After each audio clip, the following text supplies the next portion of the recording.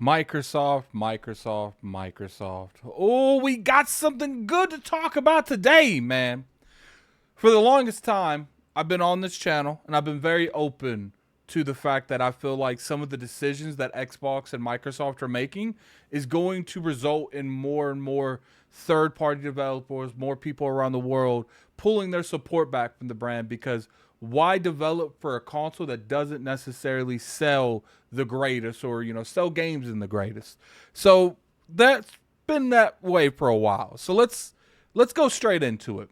What's going on, you guys? Gaming out here, coming the video. Today we're going to be talking about Microsoft wants to hear from game developers on who might be skipping on Xbox on why they're not developing for the brand. Now, this is a very complex situation. There's no one answer to this. I think there is a variety of variables that is leading to this. There is a couple things that let's go into. First, let's talk about the actual article, and then we'll go from there. So let's pop over here to the article. This is from the Verge. So let's read this. Microsoft wants to hear from game developers who might be skipping Xbox or who have already building games using the company's developer tools. The software maker is expanding its research team to include community of game developers seeking feedback directly from developers about tools, support, and overall pain points of the Xbox platform. A new program, much like Microsoft Xbox Insider, is now open to all members of game studios.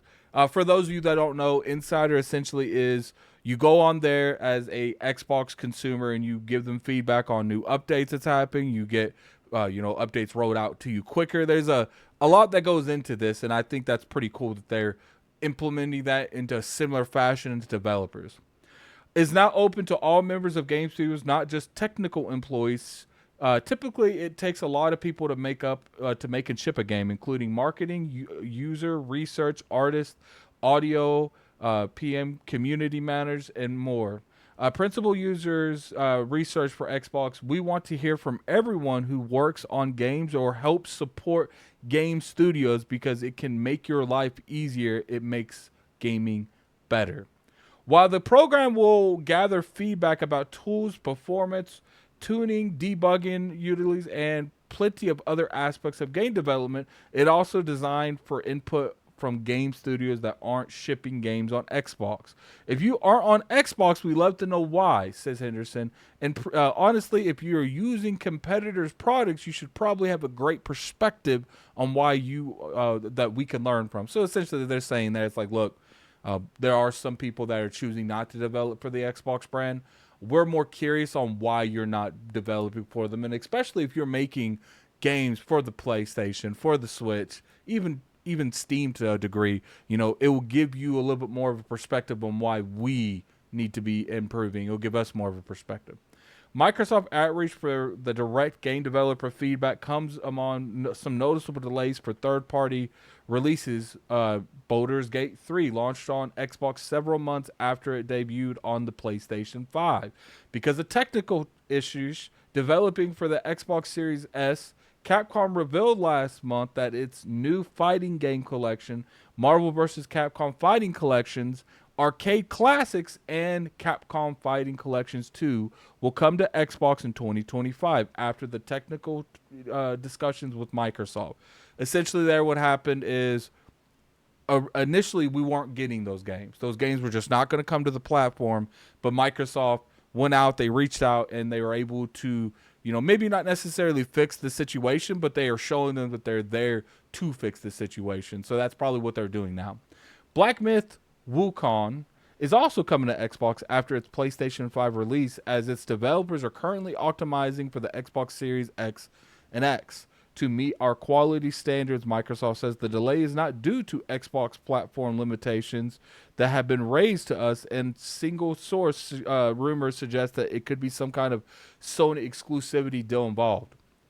This particular thing, I don't know if it was a full-blown exclusivity, but I do think there was some kind of handshaking going on that's like, look, you're clearly having issues developing this game on all platforms, so how about you pull back from other platforms, wink wink, and we will help you finish this platform. And maybe we'll help you with marketing or something. I don't know. It's just speculation at this point. But I will say a simple tweet from PlayStation or the people that make Black Myth Wukong could derail that whole conversation.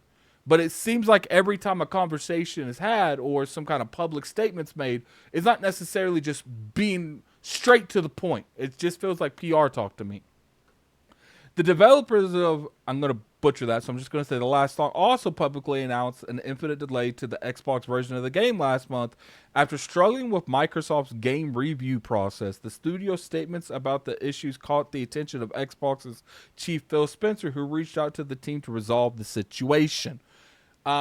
There's been speculation that a lot of this issue is AI. They are having a hard time reaching to Xbox because of AI. I don't know if that's true or not. It's just speculation. But I do know that this developer said that they've been reaching out to Microsoft for months and not heard back. So I'm kind of curious on why that communication is so bad. Microsoft would obviously prefer to receive this type of feedback from game developers privately to avoid potential headlines about game developers skipping the platform due to technical issues, tooling, or even processes. Hopefully this expansion of Xbox research will address the pain points that prevent some game developers from releasing Xbox games. So, all right, let's talk about this, guys. All right, so first off, they're completely right on this. Let's go over the individual things that's been going on with Xbox. First off, I will say that one of the biggest reasons, in my personal opinion, keep in mind, everything I say here is from my perspective. From a perspective of a small YouTuber that looks through the internet, that keeps their ear close to the ground and just senses stuff coming in and out. I don't know any behind the scenes stuff. There's some things I have information on that might lead my opinion one way or another, but it's nothing definite. It's not like I've been told by the direct people over at Xbox or PlayStation or the people that make Black Myth Wukong that this has been done a particular way because of this. But I'm just going off of covering the industry so long and seeing, perspectives that goes on. This Black Myth Wukong thing, the Capcom thing, in my opinion, it's all hardware limitations. Not necessarily because of, certain things that's been processes that doesn't normally work the way they do. I have been told that, the way that their backwards compatibility list made it harder for Capcom to make some of these games only on the Xbox Series S or X, or because it's backwards compatible and it's forward and is brought forward. I think there's a lot of issues there. I'm no tech person. I would suggest looking up a video, particularly with that situation.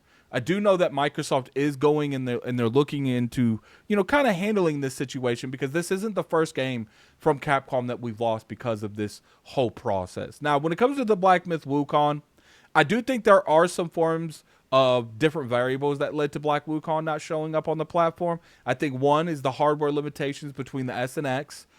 Developing for the S might not be impossible. It just takes more time, and it's a lot more consuming of that time. It takes more resources because you have to have people working on that particular port longer. Now, when you have a section of people and developers that are already on a time crunch, sometimes when you're looking at something like the Xbox Series S, which would happen with the Baldur's Gate 3 situation, it is easier just to delay both of them because they do have parity with the Xbox than it is to delay everything. Delay the PlayStation version, the PC version. So that's what you're seeing on that particular thing. Now, when it comes to Black Myth Wukong, because that's mainly for, I would say, Baldur's Gate 3. Black Myth Wukong, I think, has a variety of variables that made it to where it was only on PlayStation for this time frame until whenever it comes out, which is a shame because it does have like a huge metric in the industry. People talked about that game like crazy, and I see why. It's a fantastic game from what I played of it. I just didn't enjoy some of the technical issues that was on the PlayStation 5 that was well documented on Metacritic from other people reviewing it on the PlayStation 5.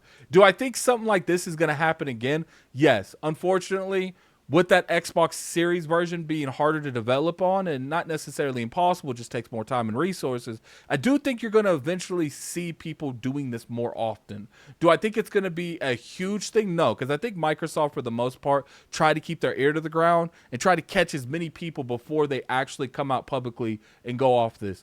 think about how many games are made on a year-to-year basis, and you only hear about a couple a year. It's a couple too many. I will agree on that. There shouldn't be many games at all missing the platform. In my opinion, it should be you hear about this like once or twice a year and it's resolved really fast, or it's never resolved, but it's like once a year. I personally feel like because of this, games missing the platform, sometimes I'm hearing about a game missing the platform every month. And Microsoft and Xbox, they need to get down on this. Like, to me, I love that they're asking and they're doing this similar program that is in the Insider Xbox on the Xbox platform. But I could tell you right now, being a small time YouTuber, there's a variety of reasons that people miss the Xbox platform. Once again, technical limitations, the fact that some developers are not created equal to others. Some can afford to put the extra resources on top of developing for the other consoles. And then some, they got to make tough choices, even though that they're looking at something that are like, we could definitely use this game on that platform. Does it make sense for us to delay it everywhere else when, our publisher wants it out at a certain time? Because these games being delayed is kind of devastating. Another reason I do think is because localization. Now, Microsoft is getting better on localization with the Xbox that you just seen with the Indiana Jones and the Doom and Starfield, but that's got to be something that's common. If you want to sell in other regions of the world, you got to have that as a common thing. To me, that's the bare minimum. That's the bottom floor. When you go to an event such as Tokyo Game Show and you go up there and you go on that stage and you say, we are bringing our games to you, and it's going to be in your language. To me, that's duh. Like, why else would you bring your game here if I can't understand it in my native language? To me, that's the bare minimum. Another reason is, look, the past few years, I've told people over and over again, in my personal opinion, you not focusing so much on the Xbox hardware is going to end up being a domino effect that leads to the platform not selling as much as it used to. And it didn't sell the greatest from the start. It sold okay, but now I feel like you see every quarter it sells less and less. You don't think that developers and publishers see that? You don't think that there is some perspective on their end where they're like, look, this game would sell on your platform, but is it worth the time and effort to us to bring it to that? And until Microsoft fixes that perception in the industry, I don't think it's going to change anytime soon. Do I think it's going to get better? Yes, I think Call of Duty going on Game Pass is going to increase the amount of consoles that are out there. I think just that by itself, Avowed, all these games coming out, sure, are any of them going to be fantastic? 90 plus Metacritic? I don't know, but to a point, it doesn't matter as long as they're good games that come out consistently on the platform. I think, if anything, that is the most important thing. And another thing, I know I hate to be the bearer of bad news, the doom and gloom merchant that people call me, but Game Pass has conditioned certain people to not go out there and take risks on games anymore. How many times have you guys seen a reaction to, an Xbox showcase by, people in the industry, or just seeing your friends say, yo, that game looks cool, but I feel like that's coming to Game Pass, I'm gonna wait. Now, I think this hurts indies more than anything, because most of the time when it comes to AAA, you were going to buy that AAA or you weren't going to buy that AAA. It had no problem whether or not that game was going to be in Game Pass. For instance, the Dragon Ball Z game coming out here. I was going to buy that game regardless if it was on Game Pass or not, so they were always going to get my money. Most of the time, you were going to buy it or you weren't. Now, there are people in the middle, like I said, risk takers. You got the people over here that were going to buy it regardless, people over here that weren't going to buy it regardless. In the middle is what I would like to call the risk takers, the people that go from title to title and, kind of risk analysis if they should invest into that title or not. You're losing more of these people, especially games and developers and publishers that are known to bring their game to Xbox. You're losing more of these people. But the people on this side that were always going to buy the game, they're not buying the game. They're still purchasing the game. We're gamers.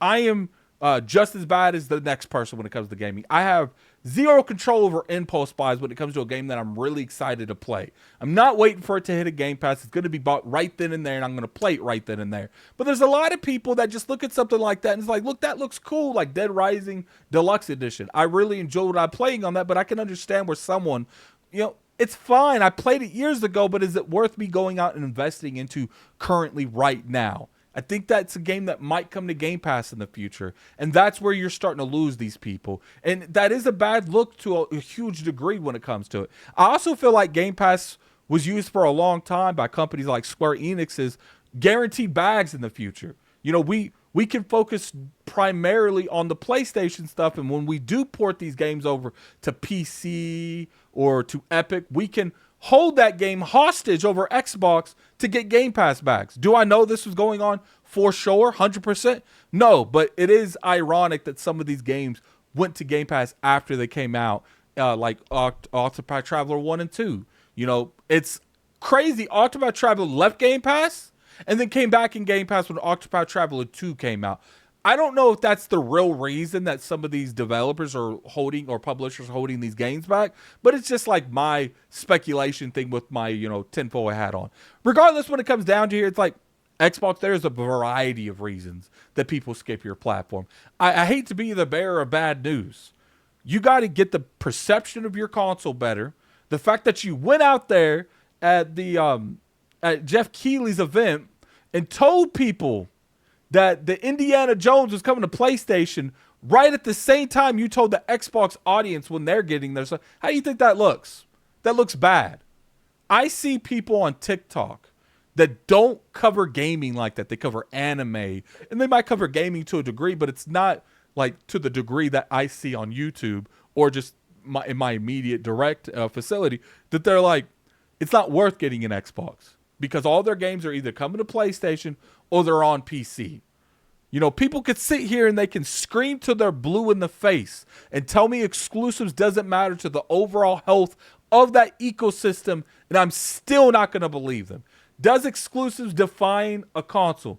No, I would say marketing deals like Call of Duty and stuff help a console sell more than exclusives, but I do think it gives it identity. It gives it the initial reason why you should go out and invest into that console. And I think as of right now, between the perception, between the Xbox Series S and X having issues, between some of the illusions that Game Pass gives publishers, that is the reason you are not being developed for other platforms.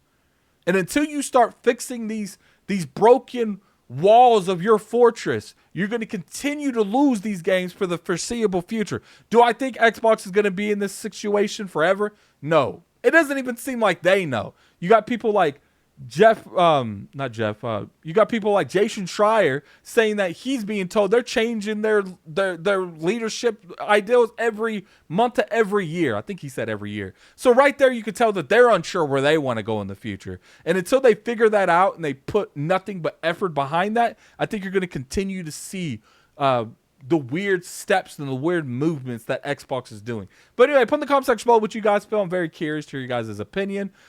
This is a long video, longer than I generally do, 18 minutes. But I had a lot to say about this.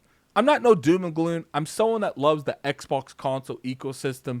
And if I'm able to, I like to play on the Xbox console. But when you put in the comment section below what you guys feel, I'm very curious your guys' opinion. If you guys enjoyed this video, definitely hit the like button. It's always appreciated. You can always sub to the channel for weekly content. Don't forget to go over there and follow me at Twitter at LordAddictILP. And you can also go over on Addict Arena and follow me there too. All that's in the description below. And until next time, have a good one. Peace. Man, this is a long video. My voice is giving out, but it's cool. I had a lot to say, and I appreciate anyone that's at this point of the video. Peace. Put in the comment section if you was at this point of the video.